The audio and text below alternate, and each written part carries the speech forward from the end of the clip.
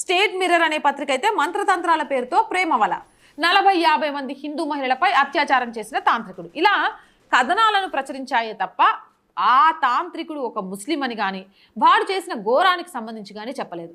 ఇదే లాంటి సంఘటన ఒకటి ఉత్తరప్రదేశ్ మెరాట్లో కూడా చదివింది. చేతబడి వదిలిస్తానని చెప్పిండు రషీద్ ఖాన్ అనే వ్యక్తి. అలా చేతబడి వదిలిస్తానని చెప్పి 17 ఏళ్ల హిందూ అమ్మాయిని లొంగ తీసుకున్నాడు. ఆ అమ్మాయి తెచ్చిన కొన్ని లక్షల రూపాయల నగదు, ఆభరణాలు, విలువైన వస్తువులు తీసుకొని పారిపోయాడు ఈ రషీద్. ఆ తర్వాత ఆ అమ్మాయిని వదిలిపెట్టాడు. అతని ఆకృత్యాలు వెలుగు చుట్టడంతో రషీద్ ఖాన్ పూర్తి వివరాలను సేకరించిన పోలీసులు అదే ఏడాది జనవరి 25న అతన్ని అరెస్ట్ చేశారు. అతని సహాయకుల్ని 3 కూడా అరెస్ట్ చేశారు. ఇప్పుడు ఇక్కడ దీని గురించి ఏమని రాయాలి?